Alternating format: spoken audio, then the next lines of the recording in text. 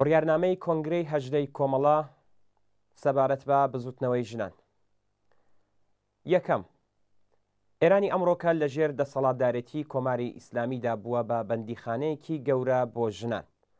ئەم ڕژیمە لە ماوەی زیاتر لە 4 دەهەی دەسەڵاتدارێتی خۆیدا هەوڵی داوە تاوەکو دیوارەکانی ئەم زیندانە گەورەیە بە کەڵک وەرگرتن لە باوەڕە دینیەکان و پەرەپێدان بە کولتوری کۆن و ژەنگارگرتووی پیاوسالاری بپارێزێت و لەم ڕێگەیەوە بێمافی نیوەی هاوڵاتیانی ئێران بکات بە بابەتێکی ئاسایی.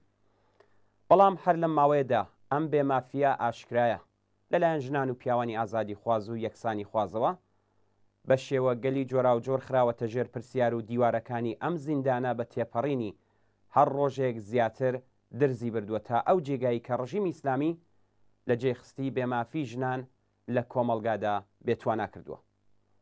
لەمڕۆ دەکرێت بوترێت کە دیوێکی ترێ ئێرانی ئەمڕۆکە خۆراگری ئەو ژن و پیاوانەیە کە لەم بێمافیە بێزارن و بە شێوازە جۆراوجۆرەکانی خۆراگری ئاگری تووڕێی و بێزاری خۆیان بەتینتر کردووەوە لە بزوتنەوە ناڕزایەتیەکاندا بە متمانە بەخۆبوونێکی زیاترەوە دێنە گۆڕەپانی بەرەنگاربوونەوە لە دژی یاسا کۆنەپارێزەکانی کۆماری ئیسلامی.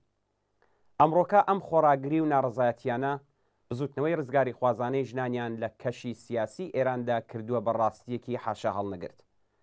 بزوتنەوەی کە لە پاڵ بزوتنەوە ناڕزایەتی و ڕادیکاڵەکانی دیکەی ناو کۆمەلگا بووە بە یەکێک لە کۆڵەکە سەرەکیەکانی شۆڕشی داهاتووی ئێران. دووهەم، ژنانی ئازادی خواز لە کوردستان هاوڕێ و هاوشان لەگەڵ بزوتنەوەی پێشەنگی ژنان لە سەر تاسەری ئێراندا و لە ڕێی داهێنانەکانی خۆیانەوە بۆ خۆراگری لە دژی یاسا و کولتورە کۆنەپارێزە ئیسلامیەکان هەنگاوگەلێکی گەورەیان هەڵێناوە. ژنان لە کوردستان لە بوارە جیاوازەکانی بزوتنەوەی شۆڕژگێڕانەی کوردستاندا و لە هەر جەیەک کە ئاماژەیەک لە ناڕزایەتی و خۆراگری هەیە لە بەشی پێشەوەی ئەم خەباتەدا وەستاون.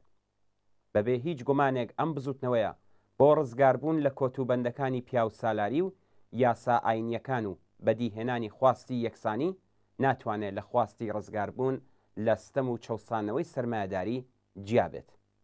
خەبات و خۆراگری ئەمڕۆکەی ژنان و پیاوانی ئازادی خواز و یەکسانی خواز مەرجی پێشەوە چوون و هاوشانبوونە لەگەڵ باقی بزوتنەوە ناڕزایەتیەکانی دیکە بۆ ڕزگاربوون لە چەوسانەوەی سەرمایهداری.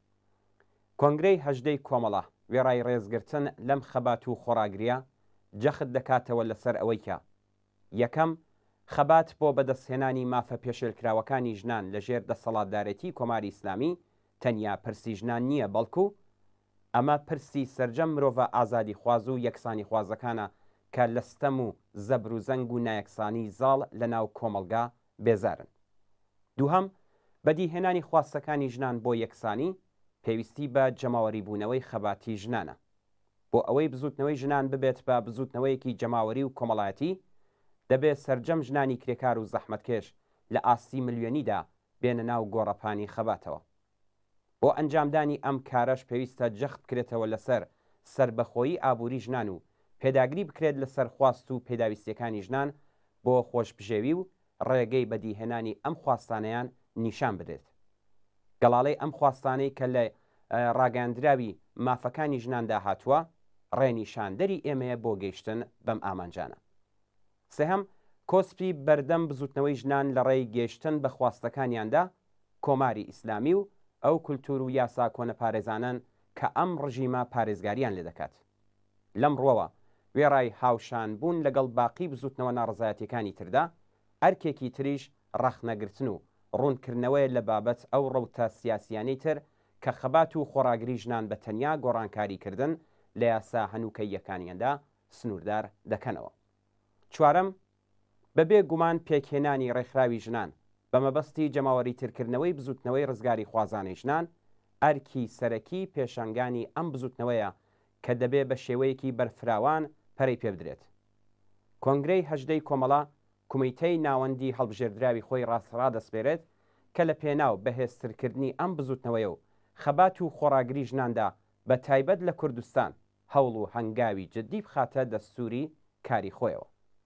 کۆنگرەی هەژدەی کۆمەڵە ڕێکخراوی کوردستانی حیزبی کۆمونیستی ئێران بە فرامباری 1400 هەتاوی بەرابەر لەگەڵ مانگی ژانوێی 2022 زاینی.